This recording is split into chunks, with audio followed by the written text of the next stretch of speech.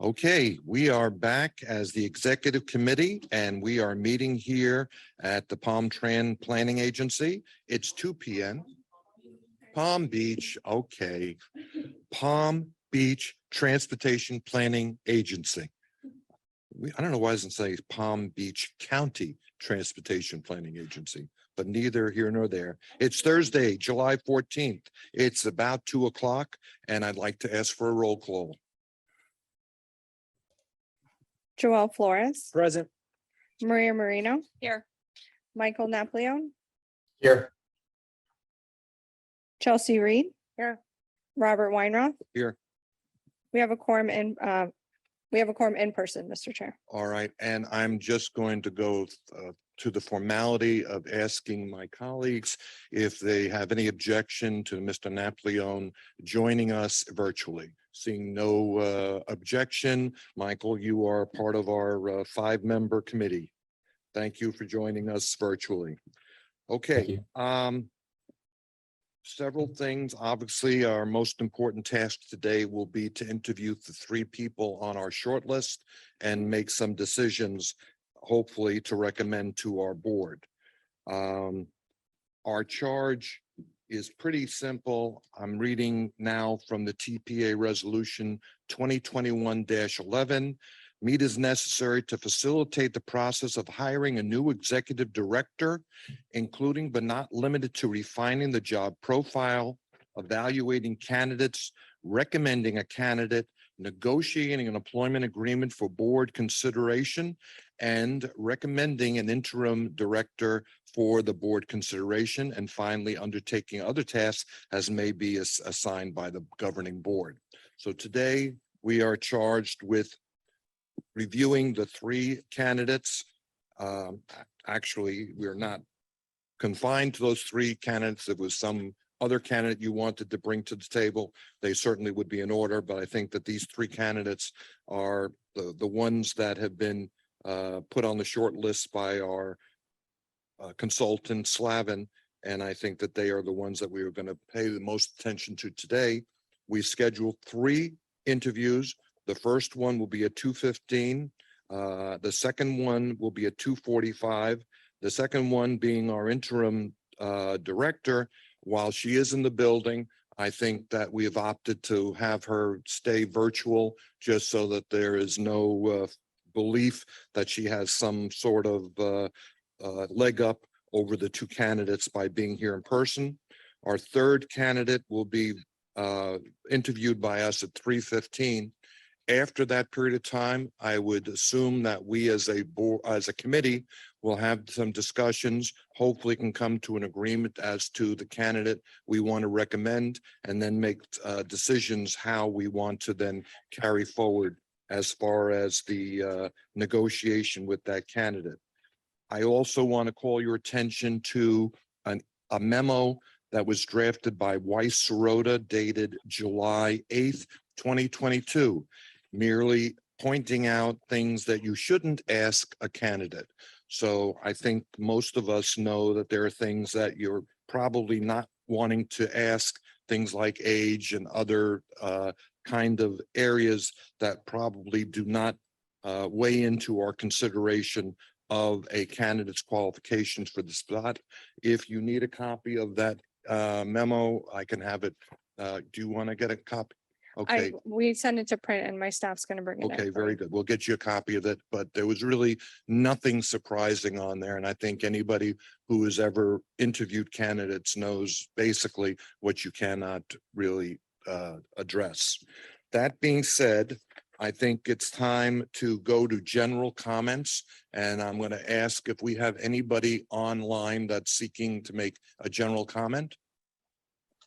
I see no hands raised at this time. Okay, very good. Is there anybody on the committee, including Ms. Napoleon? Do you have any comments you'd like to make at this point?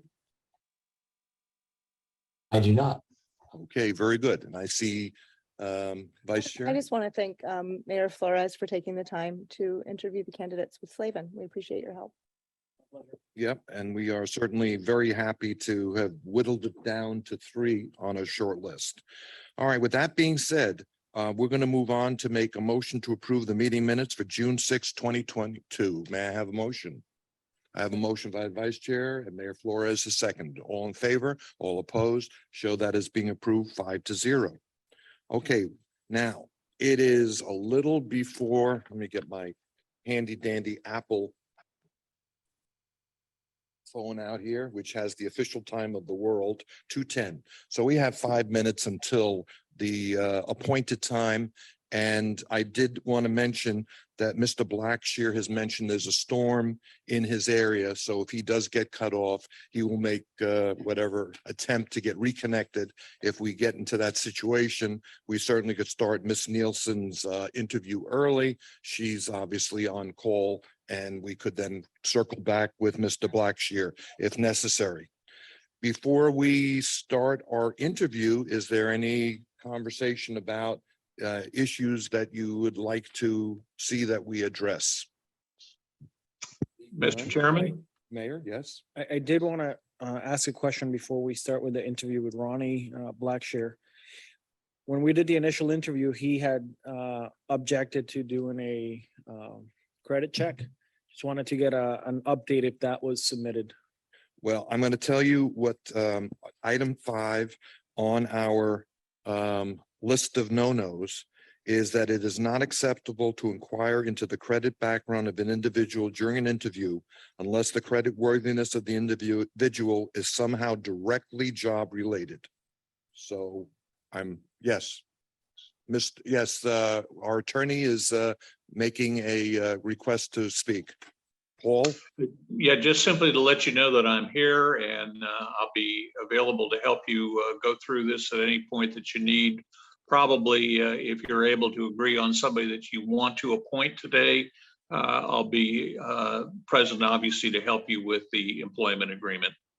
All right, just would you clarify for us, Paul, since you're there, with respect to the credit inquiry, Mayor Flores was inquiring whether the fact that one of our applicants did not want to do a credit check early on in this process, if that is something that is an issue that we should either talk about or put into the consideration of the employment.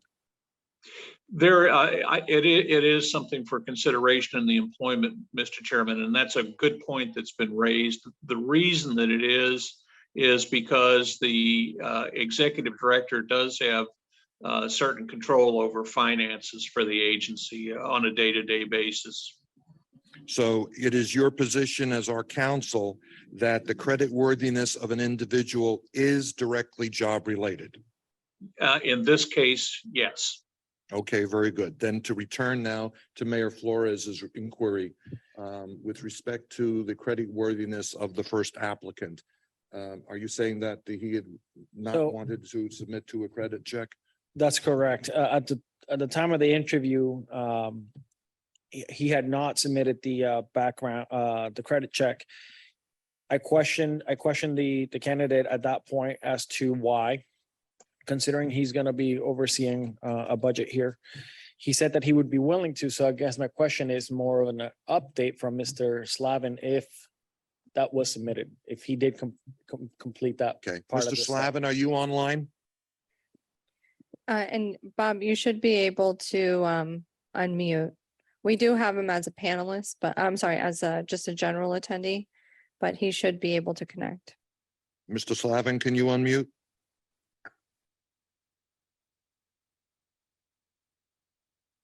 I see you're unmuted on our end, Bob. Can you say something, please?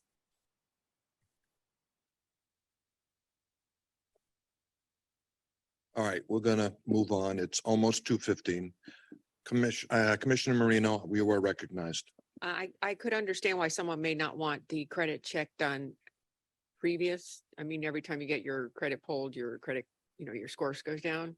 So I would say, I would venture to say that if Mr. Bashir was the finalist, this would not be a discussion.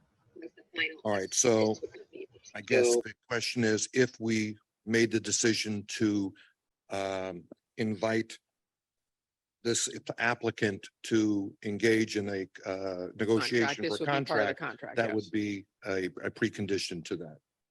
Is that okay with you, Mayor? That's fine with me. It's fine with me. I just wanted to make sure that we took that into consideration, knowing that that individual did not. At that time, he said he was gonna submit the paperwork, so by this time it could actually be done. I don't know. All right, Mr. Slavin, are you on yet? All right, well. And I think he had muted again because he was echoing, so, I just unmuted again. Can you hear me? yes. Thank you, Bob. Yes. So can you address the Yeah, issue that his Mayor has brought concern, up? Mayor is right that he raised a concern about that. And he has complied with the requirement, and we did check his credit. It's fine. His concern wasn't that. His concern was he thought that by checking the credit, it was diminish his credit score. The reality is that does not happen unless you're checking credit to apply for credit. He was for employment purposes, it does not affect the credit score. We informed him of that, and he was okay with it. So we have Okay. checked his credit.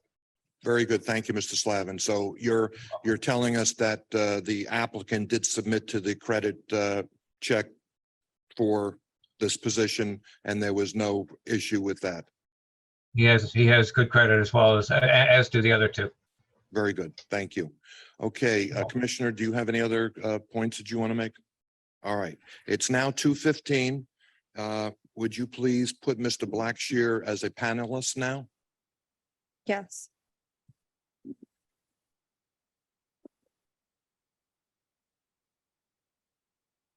And it does just take a minute, so if you could bear with us, thank you.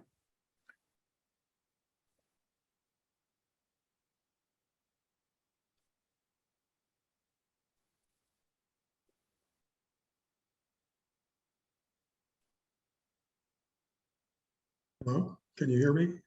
We can hear Yes, you, we but can. try it. Let's see if we can turn up the volume. Can you give me a count to 5, please? 1, 2, 3, 4, 5. Okay, very good, Mr. Blackshear. Thank you very much, and we thank you very much for your interest in this position. We are very happy to see that you are one of the 3 candidates that we're going to be interviewing today. I'm the chair. My name is Robert Weinroth. I'm also the mayor of Palm Beach County. And with me today is Mayor Chelsea Reed. She's my vice chair.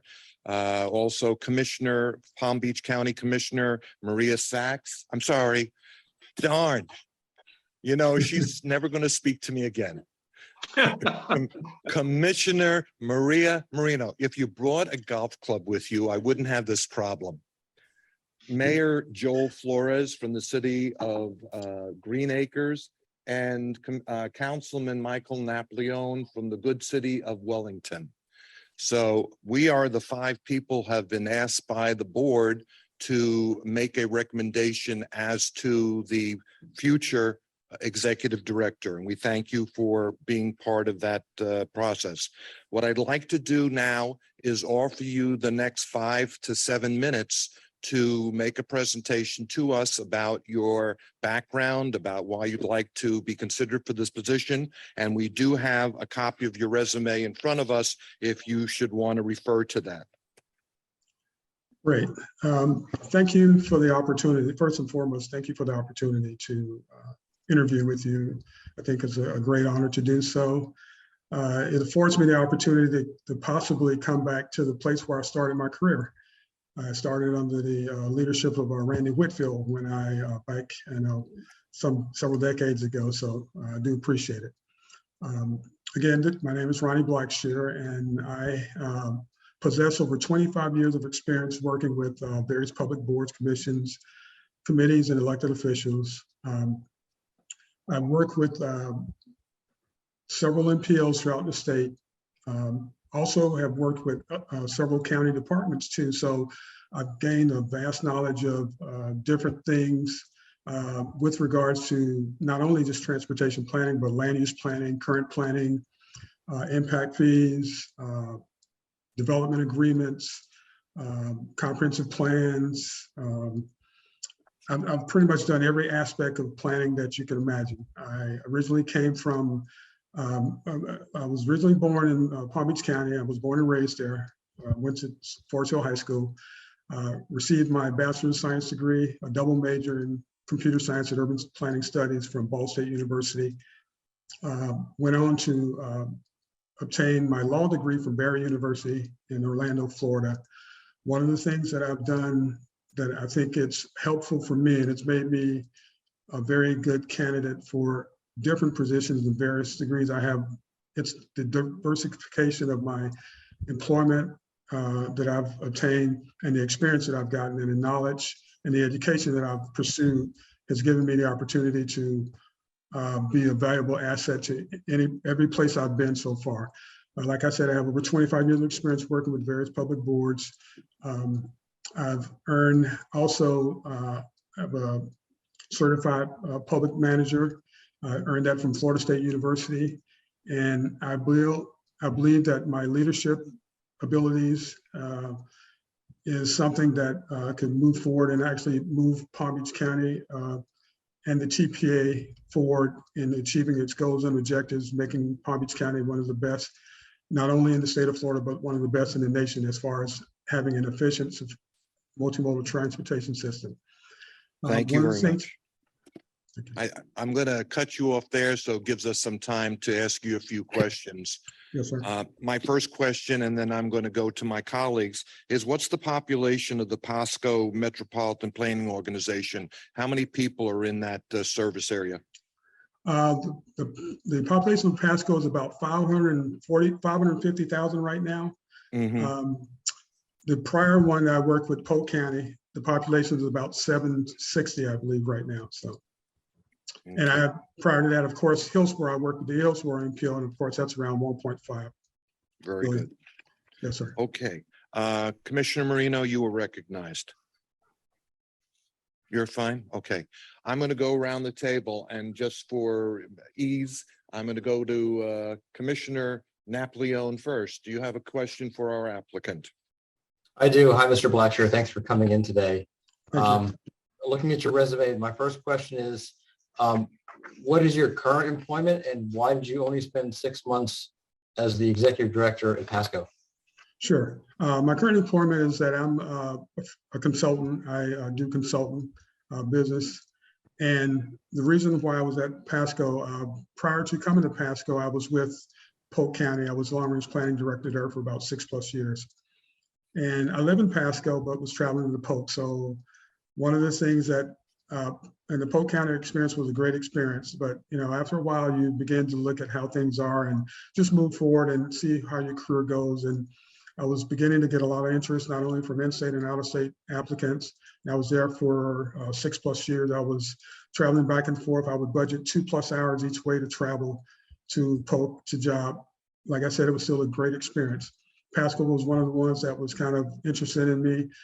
I ended up, right before I left Polk County, I was looking at offers and just interviewing both in-state and out-of-state that occurred. I left Polk County in February of 2020. And of course, you know what happened shortly thereafter. The pandemic hit, everything basically shut down. I got to Pasco. It was an option that I had. I went there to become their executive MPO director. Come to find out there was a lot of problems, issues that was going on. I kind of knew some of the things, but I wasn't expecting what I found. They were 18 months behind in billing. They were utilizing county personnel to do MPO planning things. So it was just kind of a situation where, I had to straighten things out. And so for the first 6 months, that's what I was doing. I basically was doing that for 6 months. Come to find out, the Pasco being a hosted MPO, their county administration had some ties, or they basically wanted to kind of direct the director. And one of the things I told them, even in their staff services agreement, is that the MPOs are independent agencies. Even though you're a hosted agency, I report to the board, and the board is the one that leads us. And one of the things that Pasco was doing was that they were doing it even before I got there. They were kind of just kind of interjecting their views and stuff. And it got to the point where, we just had to come to an agreement where it was just not feasible for both of us. The board was fine with me. I straightened out their financial difficulties prior to me leaving. Working with our local DOT District 7 and also the state, they knew about it. Even the feds knew about what was happening. Funds were not being accounted for. They were utilizing, like I said, county employees to do stuff. We had development service techs were actually doing the budget, and that's not good. The final thing is that what I'm about is I'm about integrity. I'm about doing the right thing. And with me being there for 6 months, just to let you know how things were, in the 10-year period, I was the 7th director in 10 years. So it wasn't certainly not a good situation, but I did, thank him for my time being there and move forward and, look for other opportunities. Just to clarify, your separation from Pasco was voluntary, not involuntary? Yes, it was voluntary. It was a split between, we decided to part ways due to the direction, I had trying to get their MPO in one direction, their county administration wanted to go in another. And that's not how an MPO works, even though if you're still hosted, you have to, look at, it's the board that, controls the MPO and how things are, but they wanted to, kind of, play up to, being a little bit more a part of what an MPO is, and that's not how things work. Very good. Thank you. Mayor Flores, you have obviously had a conversation with Mr. Blackshear before, but do you have any new questions? I do.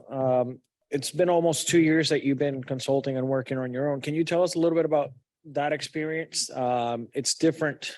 We have a staff here of 11, 12 individuals. But you've been working solo. Your last leadership position, you were there about 6 months. So I guess my question is, what have you been up to? What kind of projects have you been working on during this last 2 years? The projects I've been working on is working with some of our cities and even working with counties, keeping myself abreast of the things that are happening, not only in transportation planning, but other areas that I've worked in the past. With Pasco, I was with, I had 5 people under me on their long range planning at Polk County. There was 12 individuals. I had direct and indirect reports. Currently, like I said, I work on projects now. I have a couple of things that I'm in the works now, mainly on the county side, writing ordinances, things of that nature with my background, having a law degree in planning. So I'm able to basically I even converse with other transportation planners, providing advice and information to them as they work on things. So I've been kept abreast. And just to let you know that when I was with Hillsborough, working in the county department, I was about 10 years away from MPO before going to Polk County. So everything that I do, like I said, everything is up to speed, up to par. It's just like to me, it's like riding a bicycle. I got on board, hit the ground running. I don't see any problems with coming to the Palm Beach TPA, hitting the ground running and doing exactly what's needed to be done in order to move us forward. Very good. Thank you. Okay, Mayor Reed. Good afternoon. Thank you so much for joining us. I'm glad that there haven't been any storms getting in the way so that we can continue this conversation.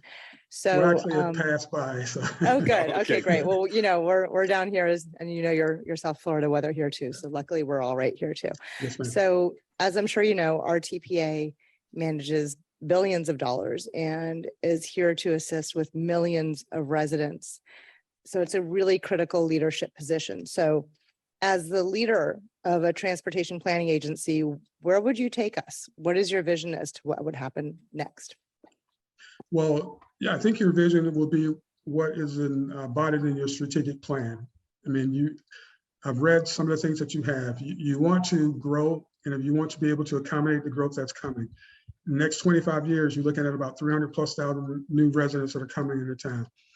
You're like any other area, and it doesn't matter if you're large or small, they pretty much have a lot of the same concepts, meaning that they want to be able to balance growth with the characteristics of the communities. And with Palm Beach County, like I said, I've worked there before. You have about nearly 40 municipalities. They're all different, but they all have unique characteristics. Growth is coming to the county. whether it's unincorporated or within the cities. I want to be able to take you guys to the point where you are providing an efficient multimodal transportation system that connects to the people, serve the traditionally underserved, make sure that they're accounted for, provide a strong team environment with the employees that I'm looking at to take part in the decision-making process as we move forward, learn how things are going and moving forward for each of the teams that I'll be working with in each of the cities, getting out to learn a little bit more about it. I come home a lot, so I know a lot of things that are happening there. I know how things are moving forward. So I feel that I bring a unique and a diverse background and experience in order to move forward. Like I said, I've spoken to, I get to different groups. I've spoken for the feds. The feds know me. The ones that are working in the area, the state knows me, central office, some of the DOTs, District 1, District 7. And I'm not sure if people are still in District 4 at this time, but like I said, I work there too. So I bring a concept of cohesiveness, collaboration to bring everyone forward, to move us to the point where we want to have the ability to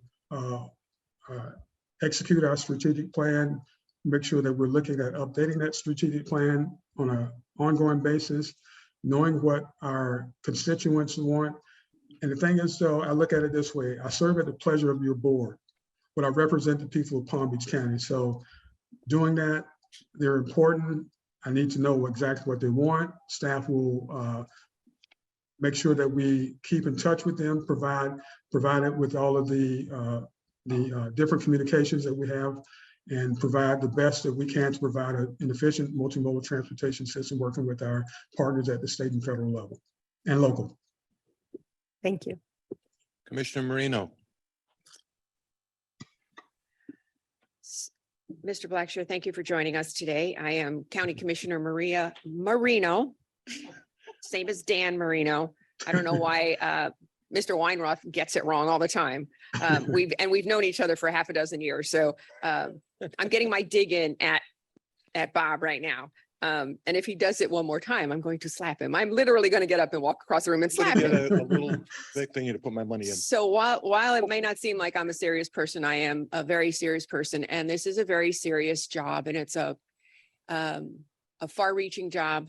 And yes, we have 39 municipalities, and yes, we're 1.6 million people, and yes, we have thousands of miles of roadway networks. But one of the things that's on the horizon for us is possibly a transportation surtax. Are you familiar with that? And have you ever done a ballot initiative? Well, I've worked in conjunction with, when I was with Hillsborough, we were actually working on a 1-cent sales tax. So yeah, I've gone through certain variations with that when I was in Hillsborough County. Even our sister county, Pinellas County, was kind of going through it, and that failed. We've looked at it even when I was at Polk County, and I know that there was talk just in the time I was there, and even before then, because all the appeals in the area generally talk how things are. Orlando, I've talked with them, and being with Polk, we were between two major areas, Tampa and Orlando. So I've worked on the initiatives in trying to successfully, move forward with that. I left Hillsborough before they initiated their 1-cent sales tax. And I know that there's been some issues going back and forth, and I'm not sure how, I haven't kept up on it, as to how things are going, but I try to do that. But yeah, like I said, I've worked with initiatives, worked with the different representatives of the cities, the state, how things are and what's needed to move things forward. And I've been reading about what is being done with the Palm Beach TPA, and I'm ready and eager to move forward and to find out more about it, and to provide my skills and expertise, and also the skills of our staff in order to make that happen. Our previous executive director was actually leading the charge for this, and obviously, it being that we are represented by both county and municipalities on this board, there's always a question of as to who would be managing the program if in fact it came to pass. Do you see this as something that would fall under the TPA's jurisdiction? Well, it could possibly be. We could be the overseers of it. It depends on how the municipalities and the county and even the TPA, how you want to deal with it, because, you know, you generally are represented on the TPA board. And if that's the way that it has to be, or that's the way we're looking at being, then so be it, and we'll move forward in that direction. Excuse me. And that would probably, sorry, You want a drink? No problem. no, I'm good. I got some cold tea or lukewarm. Anyway, just a couple of other questions. Yes, ma'am.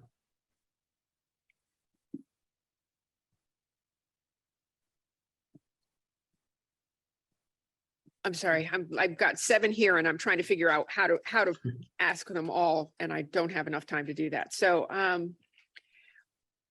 and you may have already answered this, but I'm asking it again. What do you see as our challenges for the TPA here in Palm Beach County? Well, I think your challenge is to strike a balance between the growth that's already there, the people that are coming in. We know Florida is the hotbed of new residents coming in, and even the future growth, the next 20, 25 years. Challenges is to have a cohesive system of, we have Brightline as our potential high-speed rail right now that's actually running, you know, very well, heading up to Orlando and then possibly even going over to the Tampa, St. Pete area. You have Tri-Rail, you have a bus system that has grown tremendously since the time I've been there. You have your last mile services like Uber and Lyft.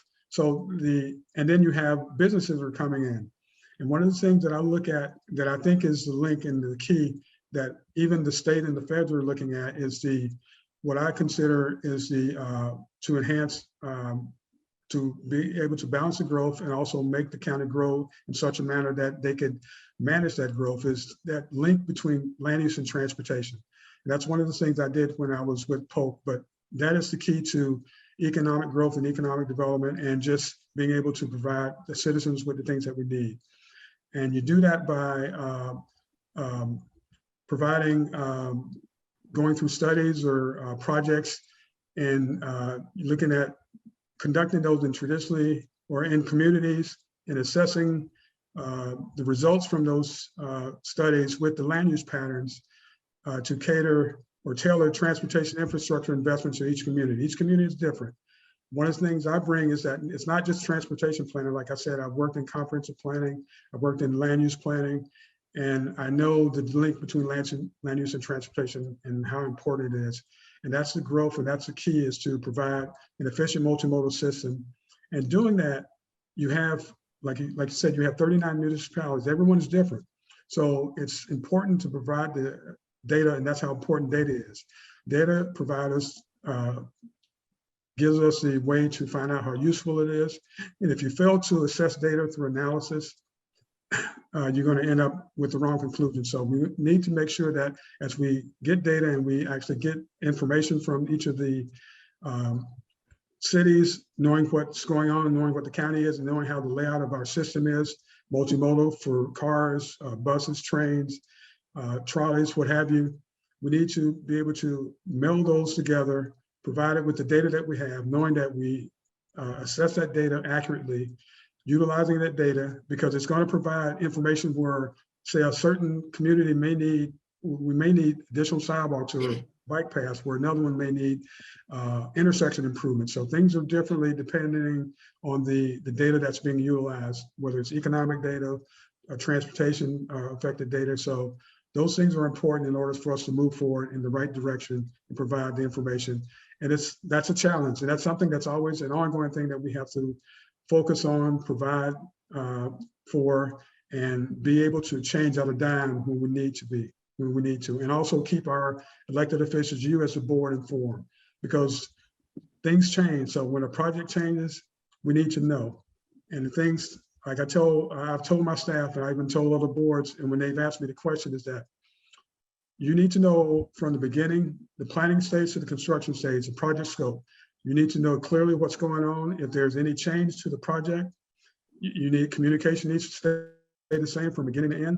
If there's any change in the project, whether it be whatever stage, because things come up, environmental issues come up, especially on these state and federal projects. You need to know exactly what it is. If there's any issues that come up, any conflicts and things, those things need to be addressed as soon as possible and be as transparent as possible so we can keep moving forward. If there's any pluses that change within, say, a project scope where we need to know it at a board meeting, I'll make sure staff is on par and knowing what's going on. They're sufficient and competent enough to provide an update. Myself or staff could be able to do that. So those changes are always going. And one of the things I tell staff is that we need to be able to provide information to our board at any point when we know anything. We don't come to a board and say, well, we don't know, or come up. One thing I can't stand with staff is that you don't come to a board and just make up something or think that you know it.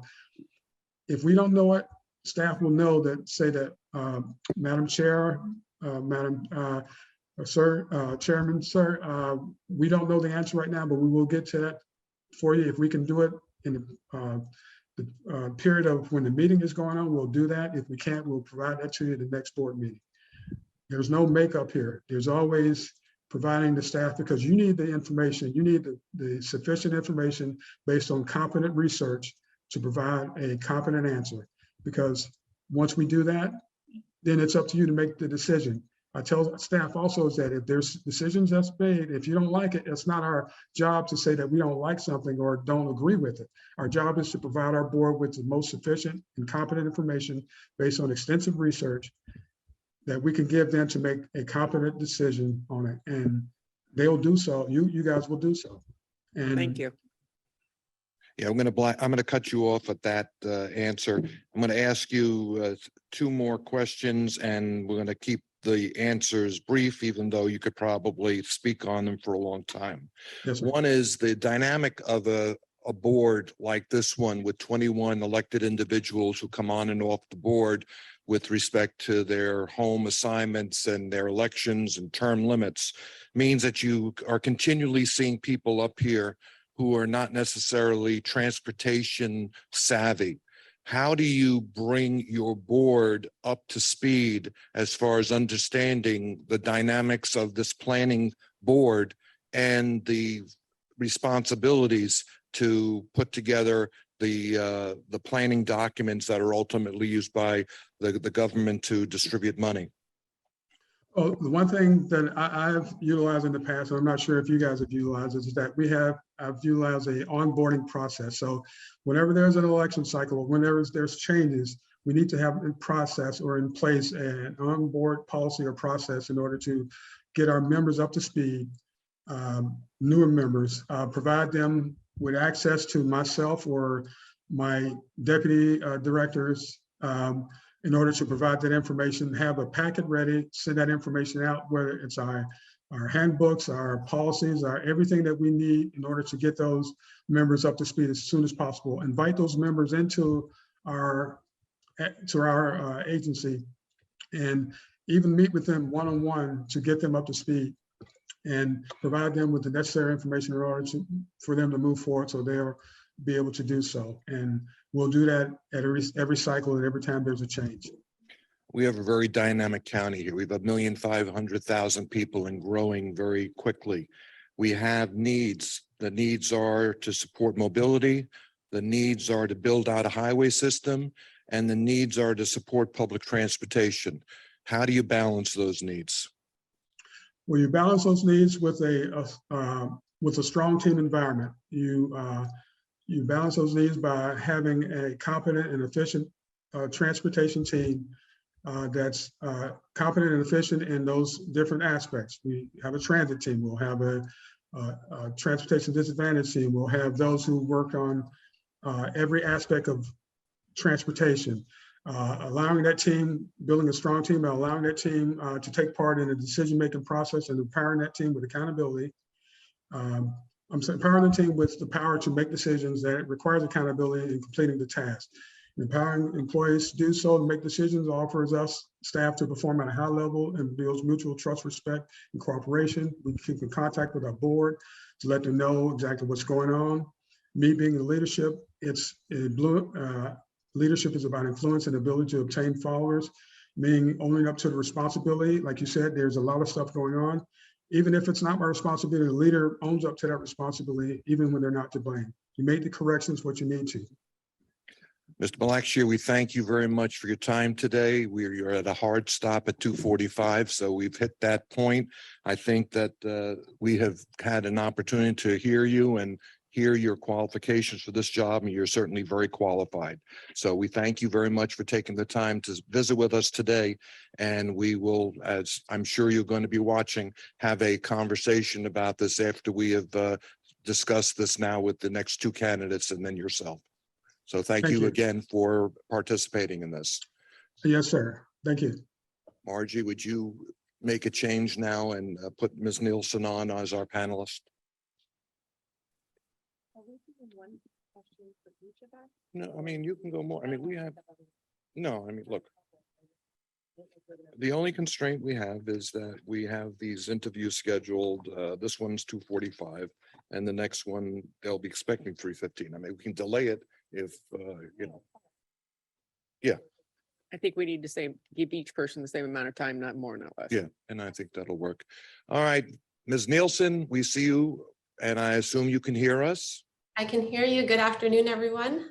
Good afternoon. All right, I'm going to reiterate some of what I said to the prior candidate, but I'm assuming that you've been watching. So if I missed something, I'm not afraid that you didn't hear it. But we are, again, looking at three candidates today. You are one of the three on our short list, as you know.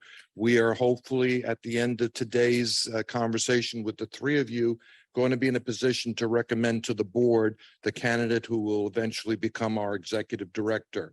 I would like to offer you the next 5 to 7 minutes to offer us a reason why you'd like to be our executive director, anything you'd like to present as far as your activities, either as interim director or as in your past lives in, employment, both at this agency and elsewhere, and tell us why we should select you as our next executive director. Sure. Thank you so much. And I just want to start to say thank you to all of you. And I'm It's been- I'm dispelling with the introduction because you know who we are, and I don't want to call Maria Marino, Marina Sachs again. She's not even smiling. All right, come on. It wasn't All right, funny. go ahead. I wanted to start with saying thank you so much it's been an honor and a pleasure to serve as the TPA's interim executive director over the last 7 months. And I'm so grateful for the opportunity. I've been with the agency for over 7 years, and I'm truly passionate about our mission and vision, which I helped create to collaboratively plan, prioritize, and fund a safe, efficient, and connected multimodal transportation system. I'm very excited to be one of your finalists. Thank you so much for the opportunity. I love Palm Beach County. It's home. It's where I live.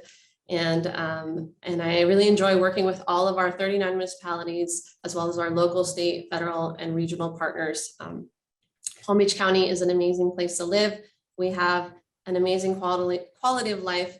And there's nothing more I want to do than to work collaboratively with all of us to continue to improve the quality of life for everyone who lives, works, and plays here, while also continuing to experience both economic development and growth, which brings its opportunities, but also challenges. So it's a very exciting time for us in this county. And transportation is at the heart of providing a safe and efficient access to jobs, education, food, healthcare, while preserving our environment and quality of life. So I see these challenges. I think it's a blessing to have the growth that we're experiencing, but I see these challenges as a new start and opportunity to find a way to bring all the parties to the table and identify the core issues that we can incorporate them into our plans as we continue to advance our vision. During the past 7 months, I provided before the meeting a list of some of the activities I could think of, because it's been really busy, but it's been a lot of fun. I've worked hard to advance our goals and connect with our partners and educate our partners, as well as raise our agency's visibility in the community to increase public engagement.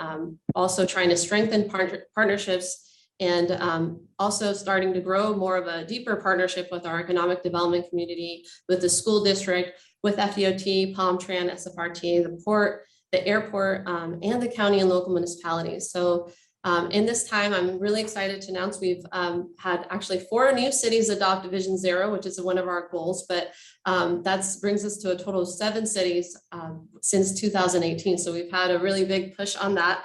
And I want to give kudos to our most latest municipality, the Village of Wellington, who not only adopted a Vision Zero resolution earlier this week, but also a complete streets policy to ensure safe access for all users. So I'm really excited to see all these things that are moving forward. I've also presented and participated in about, I was trying to count them, but about 30 public speaking engagements and about 180 partner meetings and events, trying to advance our goals, objectives, trying to get folks thinking about where we're headed, where we're going. And I do want to say that this was done while also completing our other agency, our required documents that we have to produce, including our Unified Planning Work Program that we just adopted, the new fiscal year 23 to 24, our new Transportation 5-year work program, Transportation Improvement Plan, our TIP for fiscal year 23 to 27, our annual certification with FDOT. We just published, it's in the lobby if you haven't seen it, our fiscal year 22 annual report. And we have our draft strategic plan for the next year. And these efforts have been done with the amazing team that we have here, with the very hard work of all of our staff.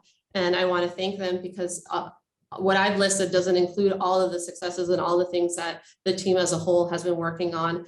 And I want to thank staff for their hard work and support for our agency's success. And I want to also thank the board for the opportunity for entrusting me to fill this important and collaborative role for our county, for listening and getting on board and really thinking about this, all of this. I know it's a mind shift change.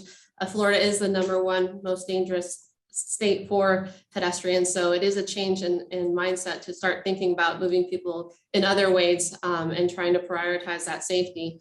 But we are at a critical point in time. We're establishing a roadmap of how we're going to collaboratively advance our vision while incorporating our local desires and concerns.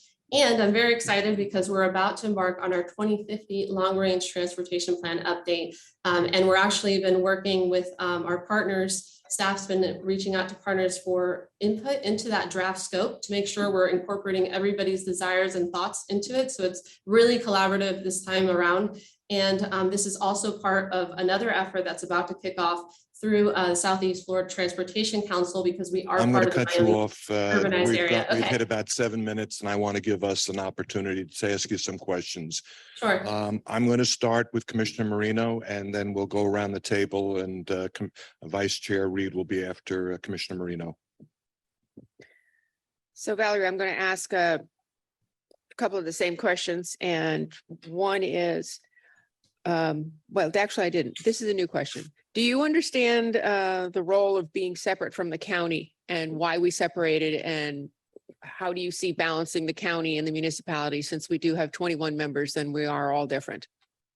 Sure. Yes, I do understand. I think that it was a really great move. We're in downtown and in a multimodal environment, but we're also separate from the perception of being one with the county. So I think it kind of makes us as a neutral party where we can really bring everyone together. So I see us as being, I know we're a planning agency, we don't own or operate anything, but we plan, prioritize, and fund the system.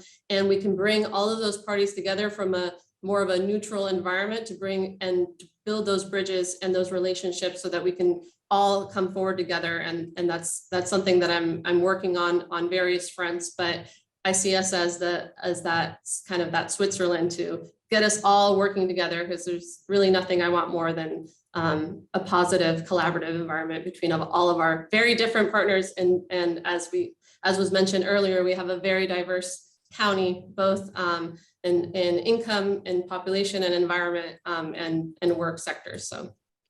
And can you tell us why you left and took another job, and knowing that this job wouldn't be waiting for you when you came, if you came back? Sure. I think that the pandemic affected folks in different ways. I did leave for a few months. My husband and I decided to take an opportunity in Alaska. It was something that I've always kind of thought about. I left Alaska 20 years ago, came to Florida, and an opportunity came up. I still have friends there, and it was really kind of, I think not being able to travel or go anywhere in 2 years was kind of went for that opportunity, but it didn't work out, but it turned out to be a blessing in disguise. And I'm very grateful for the opportunity to be back here and be back in our home here in Palm Beach County and continue to advance the vision here. And since you have been at the helm, how many staff members have left? Or Um, are planning to leave? We have had, including a staff member that's going to be leaving soon, we've had 5 staff members leave. And can you tell us why they left? Sure, I think there's a variety of factors. All 5 of them are going or went to the private sector. The job market's not very helpful right now for that. I know that 3 of them, or at least they said, were recruited from the private sector for better paying jobs, for work from home, for different conditions. And all 5 of them received other opportunities. We are also in a time of transition, a time of not really knowing how long this interim director position is going to last, who is going to be the director. So there's kind of a lot of balls up in the air. And also, a lot going on, short staff, but I think there's just a variety of factors. I do know they all went to the private sector for good opportunities. So that's. Okay, thank you. Mayor Reed? All right, so similar questions to before, but I do want to touch you, Commissioner Maria Marino spoke about the elephant in the room that we have here between counties, and the county and our municipalities, and working together, even with the 2050 plan. I know there are some issues coming up already. So can you tell me how you hope to ameliorate that and what you're doing now and what your plan will be going forward to try to make that better?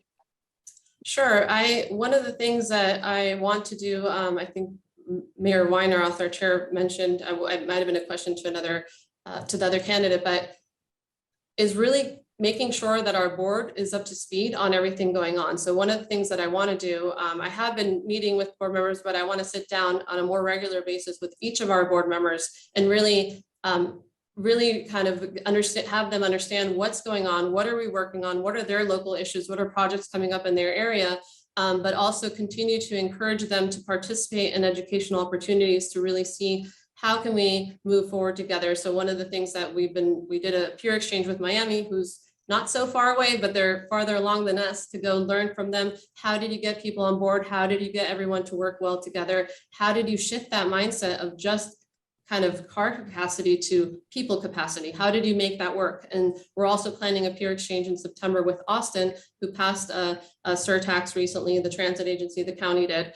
But trying to understand, how did you get everybody to come along to support the plan? So I want to really provide that constant communication at the board level, but also making sure that they are on the same page with their appointees or representatives in our committees, because we have our board, but we also have 3 advisory committees, 2 of them which have appointments from the board. So we have to see, all of them are appointed by the board, but some the TAC and the CAC have representatives from board members. So I want to make sure that they're communicating, they are on the same page, because that's the front line to all our municipalities. We have elected officials that are making decisions, and that's the governing board, but we also have at this other level, at the TAC level, at the CAC member, at the CAC level, those are also conversations that are very important. And at the technical advisory committee level, that's the message that the board member is sending through their representative. So if the planning director is saying something to the other planning director, they're perceiving it as from the board. So really getting everybody on the same page. Also, in our strategic plan, we want to offer a hands-on workshop, because the MPOAC Institute actually took a break, and they hopefully will come back next year, but a hands-on workshop for our board members to have a training about what it means to be on the TPA and what we do here and why it's so important, where we're headed. And then also for our committee members as well. So different educational opportunities, trying to bring everyone together, really trying to understand with an open mind their concerns and incorporating that into the plans, but understanding that other areas have already gone through these struggles and these challenges, and learning from them of how they overcame them. Thank you. And I'll stop to allow time for everyone else to ask questions. Okay, very good. Mayor Flores? Hey, Valerie. Thank you for taking the time out to meet with us today. And this is not the first time I'll be asking questions of you, but I guess the one that's more important to me, we're familiar with your work quality, and we've worked alongside with you for a while now. But I guess my question is, you've been in this role now for 7 months. What would be, if you were to become the executive director for the TPA, what would be your priorities? How do you see yourself moving the board forward, and what would be what are opportunities out there that you would consider that we should take advantage of? I think there's priorities internally and externally for the board, for our partners. I mentioned, I'd like to meet with all of our board members. I'd like to organize with staff. We've been talking about organizing these training workshops to make sure everybody's on the same page. Really getting everybody at the table to kick off this long range transportation plan, but also getting our board members to participate in peer exchanges where we go to other places, but also bringing some of those educational opportunities here and continuing to offer those opportunities to get everybody on the same page. So those are some of the things at the board level. Internally, we have been working on different things, revising our legal teams, revising our personnel handbook, making sure we're compliant, making sure we're clear. We've streamlined some items in our operating procedures, continuing to do those things. We're also looking for some other services at the agency. The board directed us to we lost a lot of services when we became independent, so we've acquired some of them, but we need others, such as building facilities. Our board earlier this year directed us to outsource HR services. So there's a lot of things kind of administratively that we're trying to work on, but also looking at this such important time that we're in for this roadmap over the next 2 years. So really trying to work with all the partners. As I mentioned, the economic development community, we have a workshop coming up next month downtown with all the stakeholders to kind of try to figure that out and bring everyone together. But the economic development community, the school district, all these various partners, which if we're going to pass a transportation surtax, we really need to work with everyone because we don't want to compete with each other. We got to make it work. And as I mentioned, transportation is really at the heart of it all. So really trying to work together on all of that. Councilman Napoleon?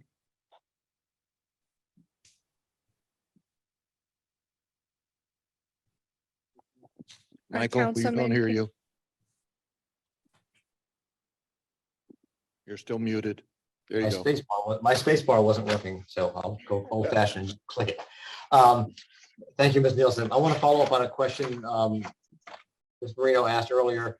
What do you see as assuming we get a surtax passed, what do you see as the TPA's role in administering those funds going forward? So when I stepped into I know this was something that we've been talking about and working on, and really in our 2045 long range transportation plan, we identified a network of enhanced multimodal corridors that we really want to prioritize. We understand that some corridors are not going to be going to be priority car, but we need other east, west, north, south ways to move people around. When I came in 7 months ago, it seemed like there was a lot of tension and a lot of kind of mistrust at the ground level and fighting about who's going to control these funds. Folks, having trust issues with the county, if the cities, how would that work out? My approach to that has been that I think that we need to first figure out, before figuring out who the funds are going to go to, we need to think about what is the vision and what everyone wants. If we didn't have to think about the fighting at the bottom, what is our vision for the future? From there, we can figure out, okay, these cities want local circulators, these folks want this, Palm Trend wants that. Then we can figure out the cost and then figure out how that's going to trickle down. Obviously, with different, there would have to be agreements of whoever's controlling those funds. Personally, I think that we're a planning agency. An MPO normally does not lead a transportation surtax or pass it. They can't pass a transportation surtax. We can't even lobby. We do have with local funds, we do have lobbyists in DC, but our role is really bringing everyone together, getting a unified vision, getting everyone to figure out the plan and collaborate together, and then get that across the finish line. I personally think that it would make more sense for at least at this moment in time, right now, the funds could go through the county, but with clear trust and agreements for the cities. But that's something that I think we need to figure out. And it's more like getting into the weeds. It might work out that it goes to the cities better. I don't necessarily, at this point in time, I don't see us controlling the funds of a surtax, or even, you know, we prioritize funds, but those funds go through FDOT. So we don't function in that capacity right now. But I do want to continue learning and seeing what other MPOs have done, what their role has been in that. And learning, is that really the appropriate role for us, or is it more getting everybody on the same page, figuring out the plan, how much it's going to cost, and making sure everyone is on an even page? What do you see as the biggest challenge facing Palm Beach County from a transportation standpoint? And what is your vision for the TPA to address it? So the biggest challenge, which I see as an opportunity, is that I feel like we're in that moment in time right now that we have been planning primarily for cars for a long time. And we're at that moment where we need to start shifting that mindset. And the challenge is bringing people along with that. I think the opportunity is that Broward and Miami-Dade counties have passed transportation surtaxes. So they're just down the street. So we're just the third part that's missing of that unified urbanized area. So the challenge is getting everybody to understand and actually believe that all this stuff takes a lot of time. So actually believing that someone would get out of their car to ride transit or take another mobility option. But in reality, that's a very self-centric way to think as well. So if we're only thinking about, well, would I get out of my car? What about people that can't drive, that can't afford to drive, that don't have the physical ability or the age to be able to drive? What about, we really need to think about all of our residents, all of our visitors, and also attracting and retaining both businesses and talent in our community. And what we're hearing that people want is mobility options. So we need to bring everyone together again through educational opportunities, through communicating through board members, advisory committee levels, at the different levels of government, both in our county and municipalities. We need to get everybody on the same page and bring them along to hear their issues, but also incorporate them into our plans.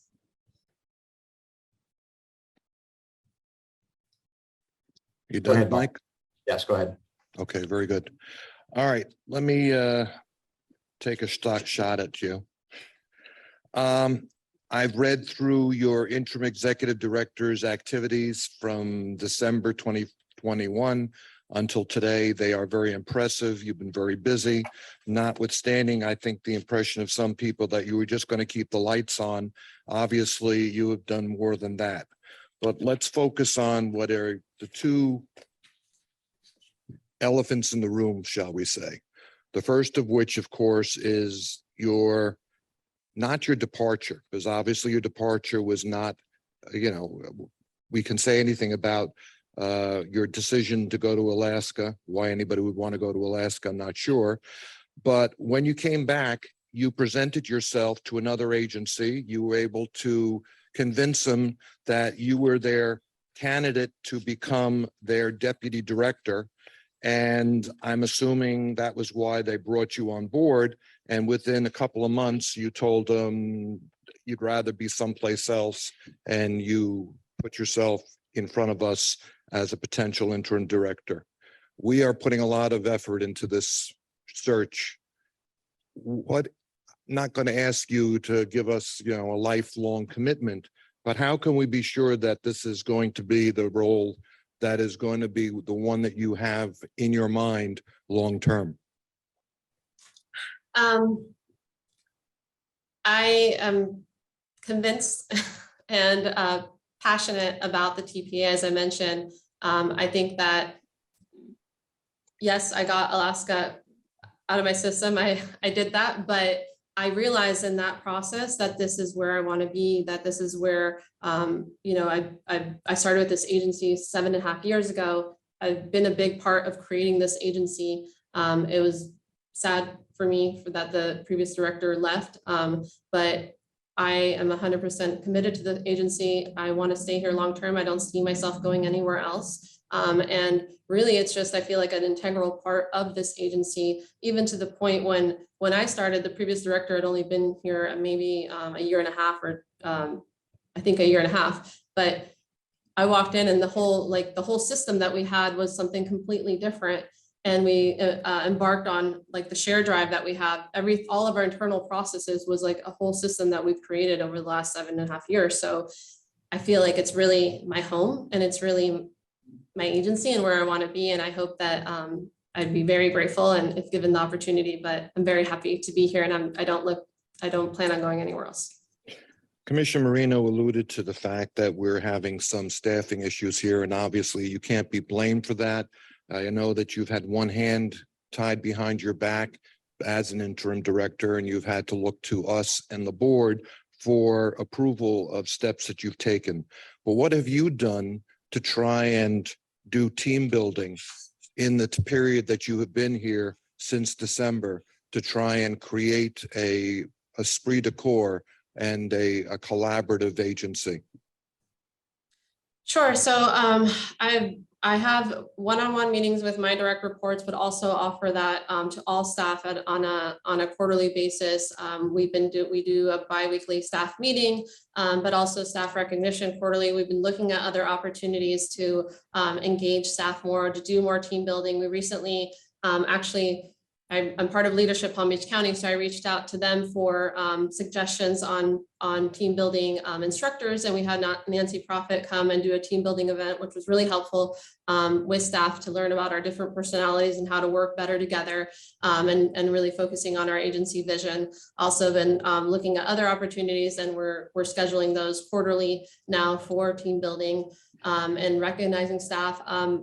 We have had staff leave, but we also promoted one staff internally to a higher position to fill one of those vacancies. We've also hired two new staff positions and an intern. So we've had some additions to the team. But one of the things that folks said that one of the reasons that was attractive to go to the private sector was more to be able to work from home. So that's a recent policy that I work with our legal team to implement. So we do offer a work from home policy, trying to really, listen to some of the needs and desires of staff. But I think it's something that we want to continue working on, and we want to continue working together to build a team. I think that this being short-staffed, also having my old position vacant, which also creates a strain on the system, because we're all trying to fill in the voids, hasn't really helped. And so I'm looking forward to being able to have, I think everyone's looking forward to being able to have more stability on what's going to happen, and really being able to complete the staff team. You have 2 minutes left. I'd like to ask you, what do you think looking forward with this agency? What is the greatest challenge that you foresee over the next year? Over the next year, we're going to be looking at this mobility vision for the remaining of our 561 corridors, and really trying to identify what is the plan there with Palm Tran. They're mostly FDOT roadways with Palm Beach County. I think, again, the biggest challenge is trying to imagine people getting out of their cars in the future on certain corridors, and trying to shift that mindset, really trying to understand that actually having a more efficient transit system, one that would be equal or better to your car and just as attractive, and the whole environment around it would benefit us in a lot of different ways, and being able to get people to get on board with that, and really proving that could alleviate actual levels of stress on our highways and roadway system. So it's bringing everybody on board and getting them to come along for that vision, for that plan, for that journey together. Thank you. We have 1 minute left. Does anybody else have a question they want to follow up on? Seeing none, I think you are done. We thank you so much for your time. We appreciate the opportunity to, again, delve into your qualification for this position. And before we're done today, I think we will have a recommendation for the board as far as the person that we're going to recommend for this position. So thank you very much, Valerie. Thanks so much. Okay.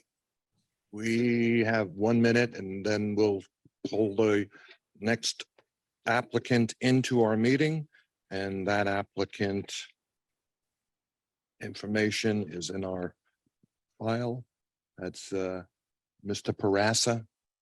Okay, And we, because it takes a minute, we just went ahead and promoted him so he can connect. So we should be good. Hi, good afternoon. Am I audible? Yes, we can hear you. Thank you. Hi, good afternoon, Mr. Chair. Good afternoon, Vice Chair. Good afternoon, committee good members. afternoon. Thank you so much for making yourself available today. My name is Robert Weinroth. I am the chair of the Transportation Planning Agency here in Palm Beach County. I am joined today by my vice chair, Chelsea Reed, who is also mayor of the city of Palm Beach Gardens. I have with me the commissioner of Palm Beach County District 1, Maria Marino. I have with me also the mayor of our city of Green Acres, Joel Flores, and we have virtually with us Councilman Michael Napoleon from the town of Wellington. We have, as you probably know, have been having about a half-hour discussion with each of the other two candidates. You are one of the three on our short list. After this discussion today, we will, as a committee, meet and hopefully come to a consensus as to the applicant that we're going to recommend to the board. In the next 5 to 7 minutes, I'd like to give you an opportunity to let us know a little bit about yourself, your accomplishments, and why you would like to be considered for this position. Thank you, Mr. Chair, committee members. Nice to meet you. Thank you for this opportunity. I'm really excited about this position and I'm very interested in this position. At Wichita area MPO, I made a difference in my leadership and the way the MPO operates and functions. I just had 2 days of a Kansas statewide summit on the bill, the Bipartisan Infrastructure Law, or the Infrastructure Investment Jobs Act. There were presenters from Federal Highway Administration from Washington, D.C., and there were Governor Kelly, State Secretary were all there. And then my chairman and my executive committees members and myself, we were there. We are integral part of statewide coordination as well as local jurisdictions within the MPO area. I was also selected as a committee member for Kansas Statewide Freight Advisory Committee. And then I had contributions on, the passenger rail as well as freight as well. Not just the rail portion, but also roadways and surface transportation. I don't know where to start, but thank you for the opportunity. I heard from my members and jurisdictions that that I made a difference in the region. In past 15 years, the processes that were laid out in MPO, how all jurisdictions have a voice, and the project selections process were transparent, more transparent than before. That was one accomplishment I heard because I didn't know what was before me. So some of the feedback I received, this is one of them. And when I joined, one of the financial stability of the MPO was also an issue that my executive committee members advised me that Chad tackle this, and then a few other things my executive committee members have advised me to tackle. So I did, as a leader, crisis is never a problem because my background is in engineering. And then, early on, right from childhood, it's always problem solving. When I graduated from University of Oklahoma in 1995, I attended between 1992 and 1995. I had obtained my civil engineering degree. Again, in the engineering, it's always problem solving. And then 1995, I took a job in a small MPO in Texas. From then on until now, I had like 5 years of private consulting firm in traffic engineering. That's when I had the opportunity to study the corridor analysis and the corridors congestion, and then how do we mitigate the transportation problems. So I was pretty active in many studies with private consulting firm. That's one of the reasons why, that solutions to transportation problems in the region, I was always sought for the input in many committees, not only safety committee, as well as freight and various modes of transportation, transit as well. And then bike ped committee is another active part that I am also, I created a committee on bike ped and active transportation and also safety as well. Most recently, the economic development has been forefront because my committee members believe that, with the pandemic, how can the resilience and economic recovery can happen, how transportation system can contribute to that. So we gave a new meaning to the transportation planning and transportation systems. And it was a united effort within jurisdictions. And we involved state also and federal partners in our efforts. And we initiated a new technical report for the long range transportation plan to be added, which is economic development. So there are many initiatives, Mr. Chair, committee members, that happened in this place. And then if I have a 1.5 minute, I have an evaluation of my accomplishments from my committee. May I play with your permission, Mr. Chair? Absolutely. Thank you. One moment, please.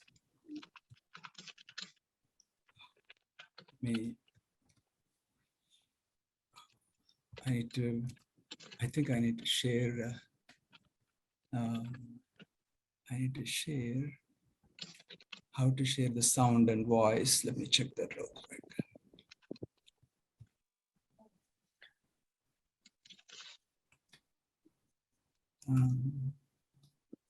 Okay, let's see. And it should be maybe in the bottom bar where you can share. Audio settings, I see. Maybe I should go to audio settings. It should be a green share screen button.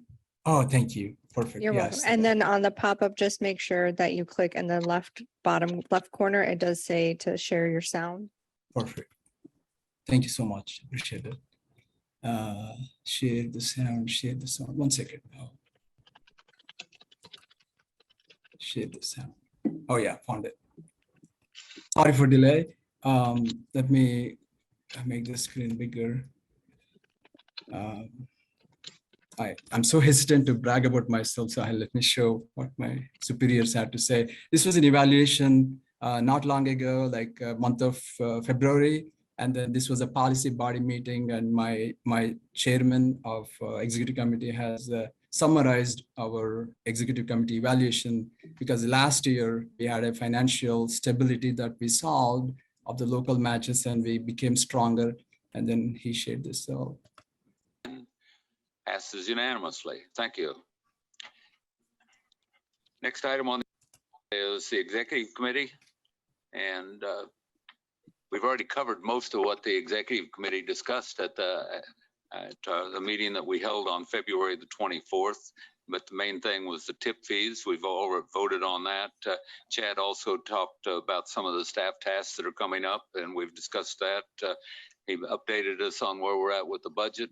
We get that update each time that we have a executive committee meeting, and we are on track with that, and we're not going back in the hole, so things are looking good there.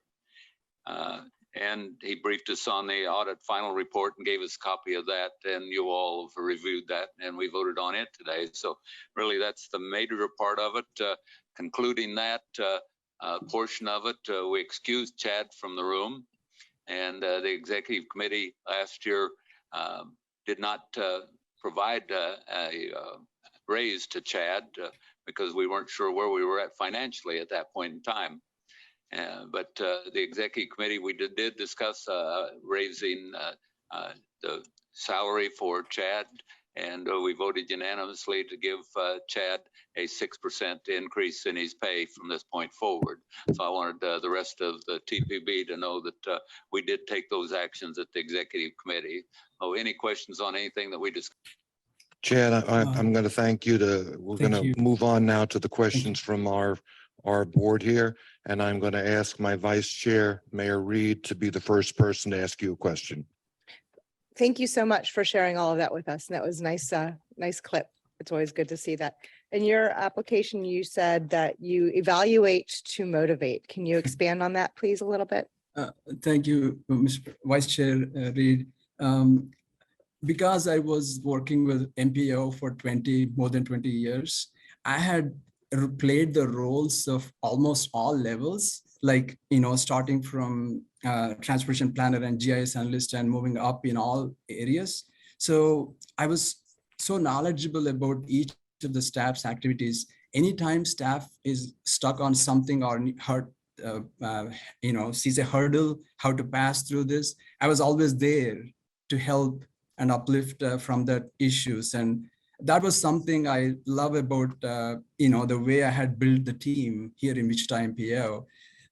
So motivation is always requires a lot of patience, because allowing somebody, doing some errors and mistakes, but having that patience and uplifting again, how do we motivate the evaluation is very sensitive at times. So having that art of motivating and looking at the future, how the team member can be, fired up and then do better next time. So. All right, great. And tell me what you know about our TPA here in Palm Beach County. Thank you again. I was there when I was working in Tampa area in 2017. There was a GIS conference in 2017. So I attended at West Palm Beach Downtown Convention Center. I was there maybe 3 or 4 days in a week. Also, I was familiar with Fort Lauderdale. I was there on May 17, 18, 19 during the AMPO conference at Riverside Hotel, I think, Las Colinas Boulevard. It's amazing how there was this river and then the tunnel roadway under the river. It's just, so looking at these and visiting, it's amazing how much Fort Lauderdale is growing in terms of housing and the rising towers, high-rise buildings. So the lessons learned from Miami and Fort Lauderdale seems to fit well for the West Palm Beach area as well, because so those are some of the things. And it's amazing how multi-modal transportation system is in West Palm Beach area as well. The train, passenger rail, and then active transportation and roadways and all. So. Your mic's off. Sorry. Thank you. Sorry, my fault entirely. So I understand that you know a bit about West Palm, but can you tell me what you know about our actual agency, the TPA here? Not so much, not at all. Very little knowledge, but what I heard from Bob Slavin and Mayor Flores, it's very similar to the structure that WAMPO is. Like, we have 23 board members, out of which 21 are elected officials, and a couple of them from state representatives, and then federal highway representation. So the structure is very similar. And then we have my supervisor. I report to 5 executive committee members plus, immediate past chair. And then the population is about, between West Palm Beach and then Broward County and Miami-Dade. I have a number in my head, like 1.5 million and 2 million and 2.5 million, approximately, closely. So not a whole lot, Vice Chair, just a little bit. All right, thank you. Thank you. Okay, Mayor Flores, would you like to ask some questions? Hey, Chad, it's good to speak with you again. I'm going to ask 2 questions. I'm going to start with the current organization that you're with. Are they aware that you are seeking other jobs, and how do they feel about that? And then second, why is it that you want to leave? Oh, that's a great question. So I did mention to my chair that I'm participating in an interview. My chair said, "You're not going, are you?" Because that's not a good thing to say to my boss. And then we have developed very good relationships, and I love my executive committee members, and they count on me. And then I'm very pleased with what I accomplished, what is expected out of me. This is a great opportunity. it's very difficult to leave if I'm chosen. But this is a wonderful opportunity in terms of relationships, but then in terms of the opportunity, it's exciting. If you choose me as the candidate, it is one of the best opportunities because that will help me solve. First, my life's ambition was to become executive director for the MPO. And then rest of my life, for anyone, Florida is desirable for retirement and to spend rest of the life. And then financially also, I'd be able to help my family. This is mainly due to helping my family on some of the financial situations. So that's the primary reason. And the secondary reason is the multimodal opportunities of the transportation system, the transit, the active transportation, and the density, the land use, density and mixed use development. Those opportunities are amazing because I was in Florida and the growth, there's so much to look forward to bring together players in that setting. So I'm happy to elaborate. I know it's tough, but I can elaborate if I'm not complete in my answer. No, I think that's fine. I do have one more question for you. I see that you've moved around from Connecticut, Kansas City, Ohio. You spent a little bit of time in Florida, a little bit over a year in the Pasco County, and then Pennsylvania, and then again Kansas. My question to you is how if you were to give him this position, how would you catch up with what's happening here in the state of Florida and hit the ground running? How would you be able to manage everything all at once? Awesome.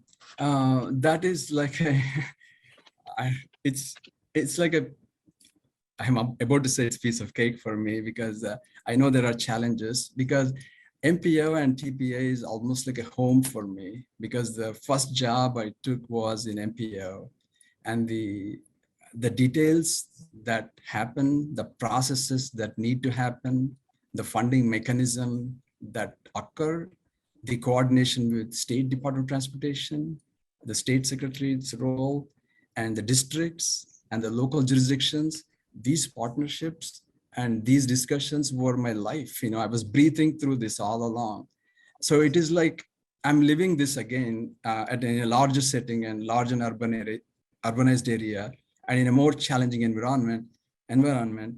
So really, as a leader, you always are ready for challenges in solving and helping communities and leadership. Like you all are committed, I always admire your leadership because you volunteer your time.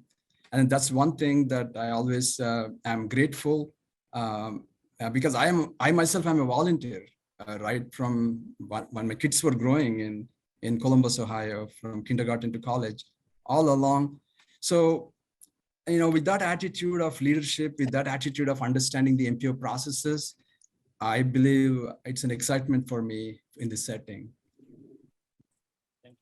Thank you very much. Okay, we're now going to ask Councilman Napoleon to step in and ask his questions. Thank you. I appreciate that. I thought the mayor was going to ask my question, but he did not. My question is, looking at your resume, which is most impressive, you have moved around a lot. And my question is, what is it that you're looking for that you haven't found yet? And why would we be confident that you would stick around in Palm Beach County for the long haul? I'm tired as well, Mayor, moving, and then I don't want to move anymore myself because the life's ambition was to become the executive director for the MPO, and I have attained that. And then if I'm chosen, this should be my last stop, and then spend rest of my life, with family and kids in a great place. So Florida is. I'm not alone to seek Florida to be rest of the life and to be retirement there, and I'm not alone in this. So I think that's one of the reasons I found what I want, and then I'm happy where I am right now. But this is one of the best opportunities in my life. I desired this opportunity to be in couple years later. But when I saw this opportunity, when I saw Bob Slavin, talking to Bob Slavin, I felt I give my best discussing with you, and then I'll wait for your judgment. What do you see? I know you don't know Palm Beach County specifically. What do you see as the vision of transportation in the future? How are we going to continue to move people around without just putting more cars on the road?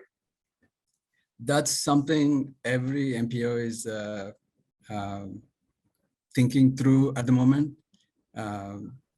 Even the recent law also enacted, the IIJ law, that's landmark legislation that's enacted, also has adequate funding for transit. And then, how do we reduce the cars? So really, that is an exciting opportunity. That's one thing that I'm excited about this position as well. There is so much that can be done, and I'm very passionate about it because I biked all my childhood, and so I'm, of course, serving all modes of transportation is important because the choice of public is important. Having multimodal options for public is extremely important for all of us leaders. Again, living in Florida for some time, in Tampa area as a county employee, we are in the front line when a crisis comes. Like when Hurricane Irma occurred, we were volunteers, and the building, 70 of us were all together in one building, helping public with the website showing evacuation areas and where shelter areas are. So I was part there. Also, after the Hurricane Irma, we had many power lines, 40,000 homes were without power. And then we asked the utility company, when will it restore? So when that occurs, how that coordination takes place, how the transportation system is back up again, running great. How do we do that? Especially in that area, having multimodal transportation like trains and all, because highways are not adequate. I have driven 95 in Florida as well. I know 95 is always a problem. When I was in Connecticut, 95 is always, it serves high density populations, all north and south. So there's a lot, Mayor, to address your question, because, and bringing many players together, many leaders together, not just Palm Beach County MPO, but also Broward County and Miami. So I have talked to, Greg Stewart at Broward County MPO, and also the director at Miami-Dade County as well. So with AMPO, I'm one of the nominating committee for board of directors at the AMPO as well. So I'm aware of how regionalism is important, how these solutions need lessons learned from the neighboring MPOs. So there's a lot more, Mayor. That's a great question. Thank you. Thank you. I'll yield my time. Thank you. Commissioner Marino? Thank you. And thank you for being with us today. We have the possibility in the future of having a transportation surtax put on the ballot as an initiative for a funding program for us. Are you familiar with anything of that nature? Not so much, Commissioner. Is it something related to miles driven? The tax is based on miles driven rather than the gas fuel used? No, currently we have a 1% surtax, a user tax, basically. Anybody who's buying something that an additional 1% goes to the county for infrastructure. That is going to sunset in the future. And there's been a discussion about substituting a transportation surtax because of the needs that we have here in the county, both not just for cars, but for rail and bus and all the others. So it's important to have somebody who's familiar with a ballot initiative or even how to go through the motions of getting that enacted. So that's a concern of all of ours right now.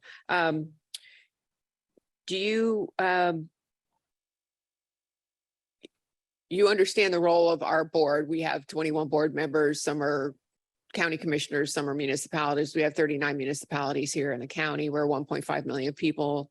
The county alone is a $6 billion budget. And, you know, we have representatives from all of our larger cities here. So the role of the executive director of the TPA here is to work hand in hand with all of those, and not to mention your staff and getting information out. So how would you get information out to all of our board members? Well, thank you, Commissioner. That's something I live every day. Getting information to the board members and being transparent, keeping my executive committee members ahead of the time on things, not in the last minute. Even if something is occurring a later part of this year, I keep my executive members and board members like starting from like way before, like a year ahead. Like this is upcoming, then I prepare a schedule with the help of my staff. And then it's never, it was always smooth after I joined, because the knowledge of the processes that I am aware of the MPO, the functions of each staff member that I'm aware of, and then how I assign tasks to staff, like, the short-term tasks, the mid-range tasks, and the long-range tasks for the staff as well. Like, for example, the long-range transportation plan becomes their long-term task on GIS mapping and the data. The middle can be studies like safety, and then development of TIP, Transportation Improvement Program. And then the immediate tasks are always for the meetings and data and presentations. So well-structured, aligning staff and keeping staff busy with this type of framework, and then constantly putting my board members and executive members as the top, and that's the highest and high priority. First, we develop a schedule for the board members and the executive committee. I update it to my members, and then trickles down the task for the staff. So the structure, with my engineering background and technical background, structure is important, and then data and dissemination, and then organization of data is important. And then, presenting to you in a system, in a manner which is not overwhelming at one time, and then planning ahead of the time. These are the ways, Commissioner, I've been doing. Thank you. Thank you. Okay, I have a few more questions for you. We have about 4 or 5 minutes left. I'm going to give you an extra minute because of the snafu and the technical issues there. Tell me a little bit about Wichita. My impression is that we're talking about wide open spaces, that maybe mobility hasn't become a real issue for you out there. Public transportation is not a tremendous urgency, that you're more concerned with the build out of a interstate system. Tell me if I'm wrong. Tell me a little bit about what it is that the Wichita area MPO is focused on right now. Thank you, Mr. Chair. That's an awesome question. Wichita, like you said, is beautiful with wide skies open. Just like the way when we see the oceans, the blue oceans, the beauty of the skies is the same way, the sunset and sunrise and the farming. Even though the land is flat, but still it's just amazing. And that's one of the reasons why a few decades ago, the Boeing and the airplanes, the fuselages are made here. Like even today, the Spirit Airlines is here, and oftentimes I see the rail carrying those to rest of the nation. Like the assembly can take place sometimes in Washington State and other places, but really even some of my executive committee members, they worked in Boeing before, and they are so real heroes of this manufacturing, for how it's pretty strong in manufacturing. And then of course, the second commodity that flows on our transportation system, besides these airplane fuselages, is grains. The wheat and the corn, soybean, and then there's one more. Sorghum is a cattle feed product. So let me stop you there, because I want to get a sorry. couple more points in just before we run out of time. You mentioned in your resume that you are overseeing the transportation for a number of counties. How many counties is your MPO responsible for? So in addition to the Sedgwick County, Sedgwick County Mayor, there is a little bit portion of Butler County on the east side. And then on the south side, there's a Sumner County. So it's complete one county plus a tiny bit portion, like it has like 10,000 or 15,000 population, just a little bit, some portion of it. So in total, like 3 counties, 1 complete, and 2 of them tiny portions. Now you said that you're reporting directly to 5 elected officials, but then you go on to say there are 23 members of the board. How is that organized? So, the policy body members are all 23, but then they represent executive committee to, work on issues and then report back to the larger body. So the chairman of the TPP becomes the chair for the executive committee as well. And then vice chair is from City of Wichita council member. And then we have Andover, other city, and then county. So mayor and council members from some of the jurisdictions become the executive committee. And the bylaws have executive committee for terms, like 2-year terms for the chair, and then it has a rotation, and then there is that's how it is. What's the population in your service area? It's a 550,000 population. Like you said, the growth is modest, and then there are no issues of transportation. There's no urgency for transit as well. All what you said is very correct, Mr. Chair. Your reading is right on. Do you have anything like a transportation-oriented development going on, centers of development around areas of public transportation? Is that anything that's been developed in Wichita? Yes, Mayor. The downtown has revitalization and densification and mixed use. There's a lot of, there's a study that's proposed in our TIP project, and WAMPO staff is very involved with the director of the Wichita Transit as well. We plan to, we have, UPWP, a task that is, we programmed a task where we work closely with the transit agency as well. Very good. Well, I'd like to thank you very much for taking the time today to visit with us. As you know, you're one of the 3 applicants that we're now going to be speaking about in a couple of minutes. We appreciate this opportunity to learn a little bit more about you. And again, thank you for your interest in this position. Thank you so much. Thank you, everyone. Appreciate it. Thank you so much. All right. Do you want to take a 5-minute break before we do this? Okay. Michael, we're going to take a 5-minute break. Okay, I heard you.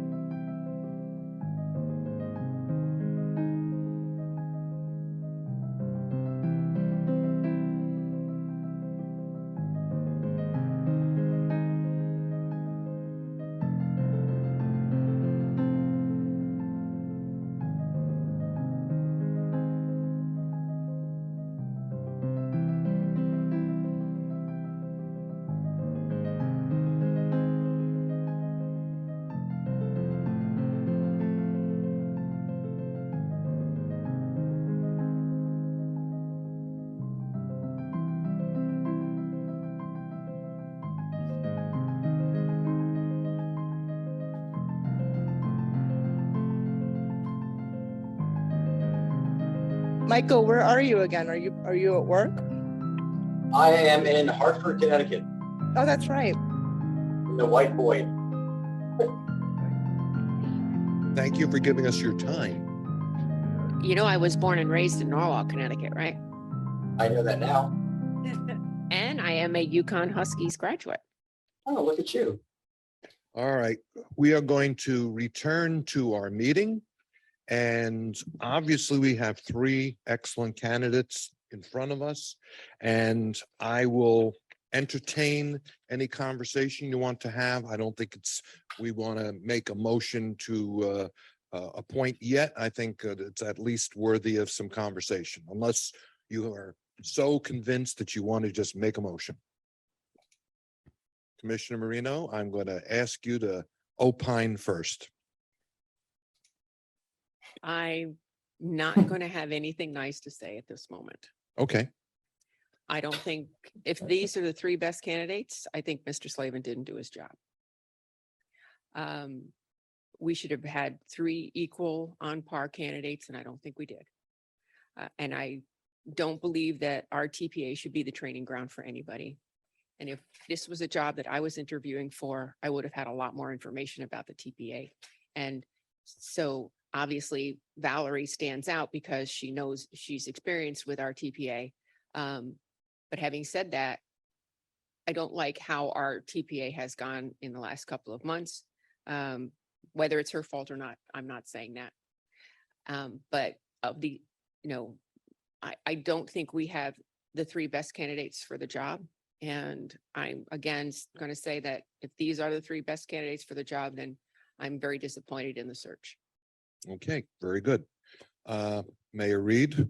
So although I don't feel like all of the candidates researched the TPA, I'll tell you what, if I was also applying for this position, I would have read minutes, like when what you do when you're gonna go to council, you go to the council meetings, you read the minutes, you watch the recordings, you should have a deep knowledge of at least of what we're doing. Yeah, and also as far as the transportation surtax, I would have also Googled newspaper articles. And if there's any article that says TPA in Palm Beach in the last year and a half to 2 years, it's going to say something about a transportation surtax in there. So it shouldn't have been something someone didn't know about. And I did do some research on the candidates, and both Mr.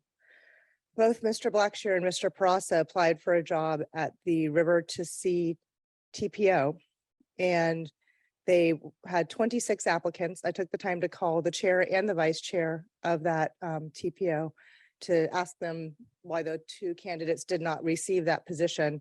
They received 26 applications, which then went down to 18 and then to 12. And neither of our two candidates that were presented to us today were even finalists at that 26 number. So maybe that wasn't that long ago. So if this is the cream of the crop, then yes, Ms. Nielsen definitely rises to the top of it. And I was really disappointed to see the lack of research about something that is so extraordinarily important. Mayor Flores, this is your second time around with these candidates. What can you tell us? Well, I sort of had the same reaction that Commissioner Marino had when I went through the first round of interviews. These were the three best candidates that came, and the 7 people that we invited for interviews. We had an individual who had some state experience. He sounded like he knew what he was talking about. His budget was way above what we're offering here. He withdrew his application. I think he would have been recommended as well. But he withdrew basically the next day that we interviewed him.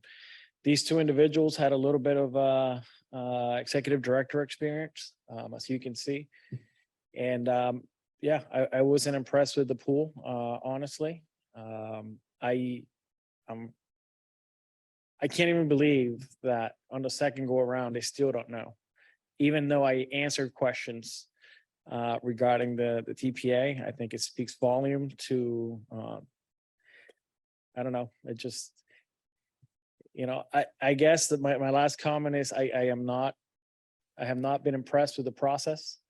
It has been a hiccup right from the get-go.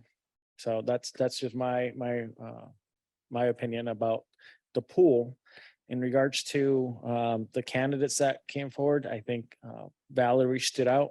And I don't know if that's because of lack of preparation of the others, but it just seems like she's been there, she knows what we're doing, and that's just my 2 cents. Thank you. Okay, Councilman, what's your thoughts? Well, the nice thing about going last is I can say I agree with almost everything everyone has said before me. I was not impressed with this list, with the candidate pool. If Mr. Blackshear and Mr. Passara and Ms. Nielsen were the highest ranked people out of the pool. I'm concerned about the pool we had, and I'm curious, Vice Chair, what was the position you looked at? They had 26 applicants. Sorry, I. was Mr. eating my hot Slavin, dog. maybe you can give us the answer. How many applicants did you get? We did disable him from talking, but we're gonna enable it again. All right, very good. Councilmember Napoleon, were you talking about the research that I did? I was asking about your research, and you saw these two of our 3 applicants today had applied for a job where there were 26 applicants. Where was that position? That was for River to Sea TPO, which is like Volusia County area. And so I spoke with both the chair and the vice chair I was thinking I was going to get to talk about how much they enjoyed the process of getting to know the candidates. But like I said, out of the 26 applications for the first rung, the 2 other candidates, aside from Ms. Nielsen, did not make it into even the first cut. And I'm concerned about our process. If they got 26 applicants, how many applicants did we get for our position? Mr. like Slavin, are 9. you on now? He should be. Hello, Bob. You're unmuted on our end. I'm not sure if you have to unmute on your end. All right. While we're waiting, what I will say is that TPO did wind up going with their interim director. So perhaps the argument could have been made, oh, well, they probably thought that we'd stick with the interim. They still got 26, right? And we didn't for the applicants. And if I'm not mistaken, our first, when we first opened the doors to do this, we had a gentleman that was From had Port a St. Louis? MPO from Port St. Lucie. He did not apply. Let me put my 2 cents in. I think we have to recognize with an interim director in place, it's going to detract from the idea of someone putting themselves out there in a public forum to apply. And we have to recognize that interferes with maybe some people putting their name up here. right, I agree to disagree though, because they had 26 in Volusia, and that was Okay. only 5 months ago. All And that right, was, I- and they had an interim director that they did hire. Right. So I think that, look, I think we're lucky in that we had an interim director in place that was able to carry this organization forward for 6 months. This never should have taken this long. We've had this conversation. This really was way too long. Tortured is probably the perfect way, word for it. And I'm not going to criticize Mr. Slavin, but I'm just going to say that I think there's an element of disappointment in the candidates we saw. I'm glad that we had Mayor Flores part of the discussion to get us to these 3. Otherwise, I would be wondering what it was that we were getting these top 3 from. I think it's clear in my mind that Ms. Nielsen is superior to the 2 candidates that we saw today. We have identified issues, and not the least of which of those issues is the instability of the staff here. And the question is that her fault? Is that the fault of the predecessor who basically did not go out without creating some disruption in the organization? Do we reopen this to another search where I don't think that we should anticipate much of a difference? Do we today just say, given the choices we have before us, and certainly I'm not saying that the incumbent would not make a good person to continue to carry on the mission of this organization. But are we satisfied? Do we want to reopen this? Do we want to keep this interim open longer? And I think that it's harmful to the agency to continue in this fashion. But I'm certainly willing to listen to my colleagues here. I'm not going to make a motion to appoint. I will certainly accept a motion if anybody's ready to do that. I'll give you my 2 cents on that. And again, as I'm sure we all did, I went into this with an open mind, and Ms. Nielsen had no head start over anyone else because I wanted to see who these candidates were. They had impressive resumes, but when they came in here, as we said before, they really flopped in the interview. They didn't do their homework to prepare for the job. And to me, that's almost a disqualifying factor for them. If you're not going to put in the work for the job you want, how much work can you do when you get it? It's like when I see typos in a resume. If you can't work on the most important document that you're working on right now and get it perfect, why would I hire you to be a lawyer in my firm? I can't rely on that. So to me, those two are disqualified to me. And I think, again, we've had some personnel issues, but it's been an upheaval to the organization. The way Nick left, and Maria, did Ms. Sachs walk out on me? She's having technical difficulties. Yeah, touched she her threw it iPad. at me. That's what it was. You, I still love, Thank you. especially since you're in my home state. Thank you. But again, I think, there's a lot of reasons, there's potentially a lot of reasons why there's been staff turnover. We are in an age with uncertainty as to what people want to do with their jobs and careers. I'm facing that in my own firm with people, what they want, what their expectations are. And there's been a lot of turnover in a lot of organizations.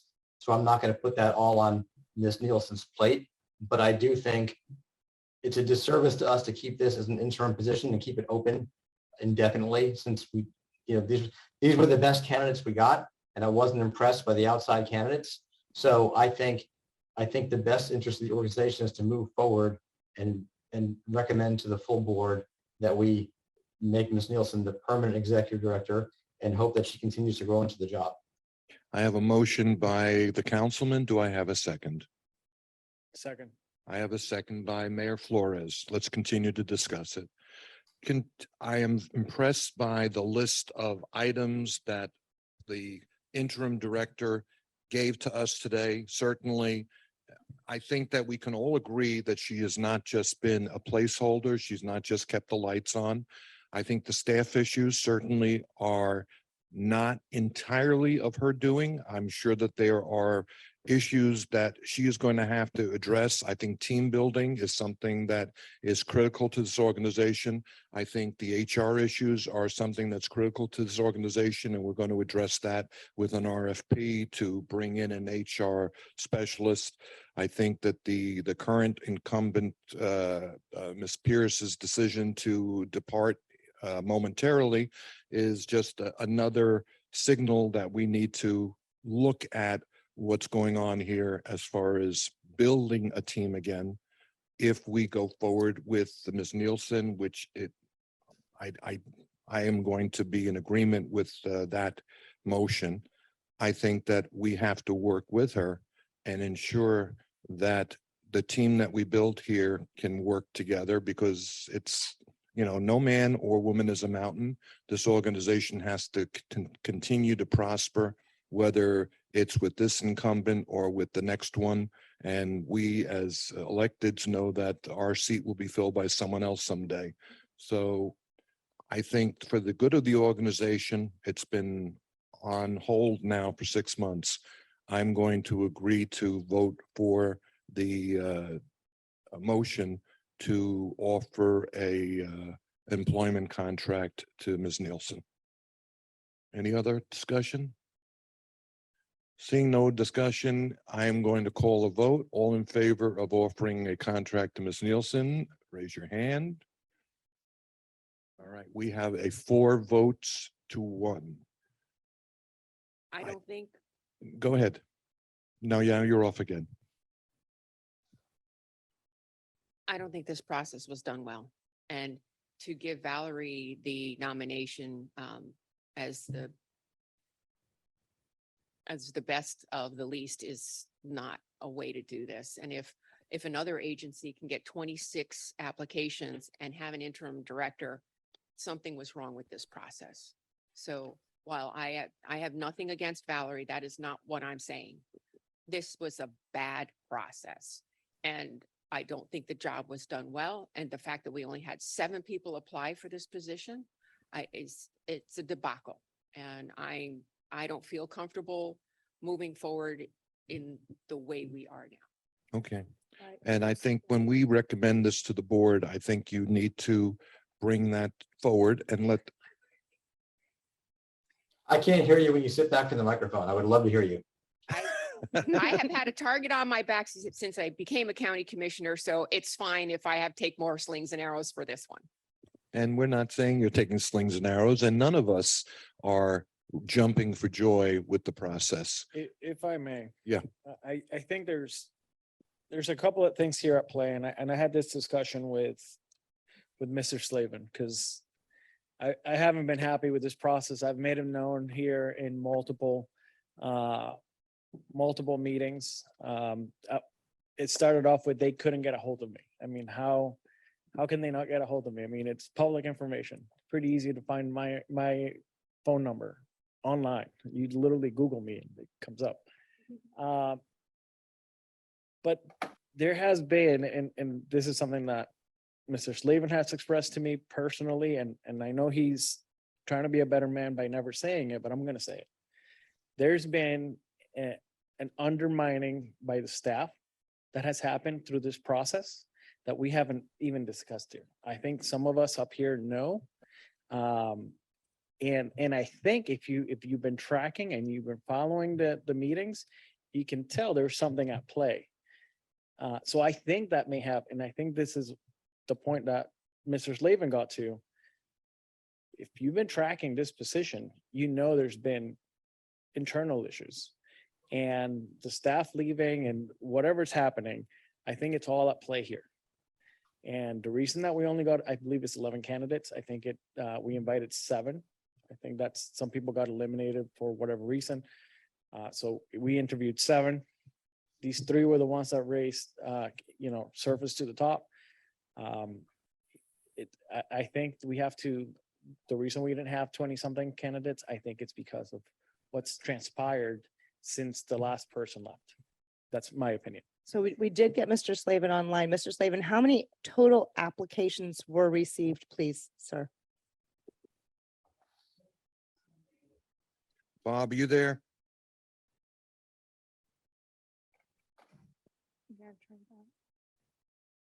We're gonna, we have him unmuted on our end, but we're gonna try to promote him to a panelist to see if he gets a better I don't think connection. ultimately it's going to matter how many applicants they had. I think if we agree that Mayor Flores was part of the selection of from the 7 that Mr. Slavin identified as the strongest, and he found these 3 to be the strongest of those 7, and we are now sitting here shaking our heads over the applicants as far as their lack of understanding of the nuances of this particular assignment, then, I'm not sure that whether we had 20 applicants or 11 applicants is going to matter. But Mr. Slavin, are you on now? Bob, I don't know if you're calling in from your cell phone and you have to unmute on that end, but on our end, we have that you're unmuted. All right, we've had a vote, and I think that I don't want to belabor this, and we know that there are going to be issues, and I think that as an executive committee, we know that we're not just going to be able to hire an executive. Hold on a second, Bob. We know that we're not just going to hire an executive director and walk away from this. So this is going to be a work in progress, and we're going to have to maybe have an action plan to make sure that we're satisfied with the direction this agency is taken. Bob, the question was, how many applicants ultimately did you receive? I still don't know that you can hear me. We had 11 total. I think you said 11 total. Let me ask you a question, Bob. You've heard our conversation. I'm assuming you've heard our frustration with the quality of and the caliber and even the quantity of the applicants we received. And while there could be some point that sensing some turmoil in the agency, that might have been a reason that people weren't applying. There also could be the reason that people seeing an interim felt that it wasn't worth their time applying, saying that the interim probably had a leg up. But can you give us an idea? You've done searches before. Is this the worst one you've ever had? The best one you ever had? Give us an evaluation. The search did not progress. Because of that, it was one of the toughest ones I've ever done. We should have started in December. I had plans to be there in December to start it. That was canceled and postponed and postponed and postponed. In doing the recruiting, we contacted every director of transportation planning agency in the state of Florida, and focused primarily on the southeast, but we announced it nationally. When I was actually doing outreach recruiting, I didn't hear a lot of. Bob, you're breaking up terribly. Are you in a place that maybe you can move out of so that you get a better signal? There were Bob, you're in another zone. All right, let's move on. Well, here, no matter what, the more instability we have, the more we're going to lose folks. That we're going to have more attrition. It's every time in my previous business experience, if we just even changed a front office person, we could lose 2 or 3 people. The attrition happens because of instability. We need to go forward with stability now. And by putting someone in who is passionate and ready to go, that's not a bad thing. That's a very good thing. I think we go forward, we set benchmarks to provide these things happen. And that's what you do in any business. And this is the business of mobility and transportation for our county and for our residents. We are all very frustrated at how long this has taken, and the fact that it's coming down to finger pointing is childish. We need to level up and maintain what our residents need so that we can do the right thing for them. So I would like to go forward and end the search. If it looks like the new director, if this becomes Ms. Nielsen, is not performing to task, we will do it better. However, we need to go. This has been 6 months of instability. I think it's actually more because it was unstable before the previous executive director left, and we've been hanging out with mops for way too long. So I think the mess is clean enough, and we have a person who's ready to run with the ball if we throw it to them, and I think we should go forward. Okay. Again, we voted, and I think the vote, again, is not unanimous, but certainly a majority. I think what we should do now, first is just agree, and I believe, let's talk about the salary for a moment. And then what I want to do is assign the task of one of you working with Paul and Valerie to get the employment agreement negotiated so that we can have that before the board at our next meeting. And I think a full report will be made at that meeting that this wasn't a unanimous decision. We can talk about as much or as little as you want as far as the process and make a decision. Yes, Margie? I'm sorry, I just wanted to confirm or clarify for you. We do have an agenda packet that needs to go out, and we were delaying it because we needed to include this, the selected applicants, we have that, but also include the employment agreement for the board members. Is that something that we The can have? employment agreement is not going to go out with the agenda. You can put that down as it'll be provided at the meeting. Okay, great. I just want to clarify so we can Yeah, get that out the yeah. door. Great. I want to give an opportunity for this to be handled properly. I don't want to be filling in the blanks right now.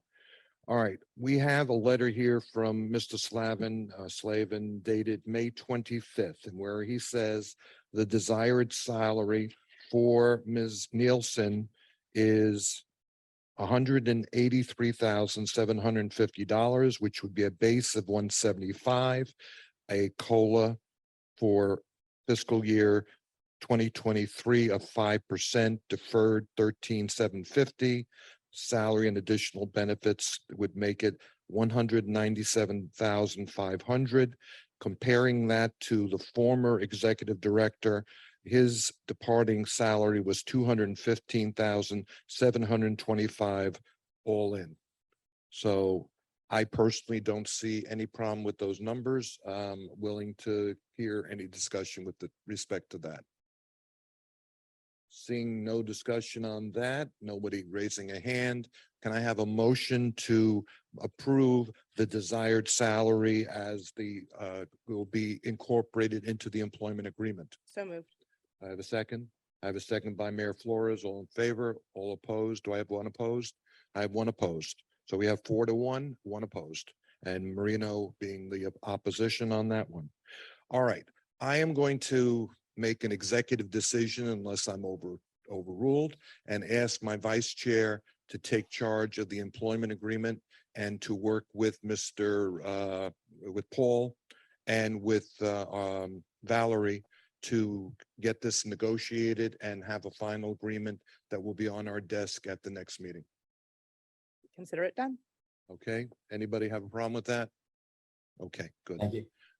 All right, we have completed the task that was placed in front of us. Is there anything else that you want to say for the good of the order?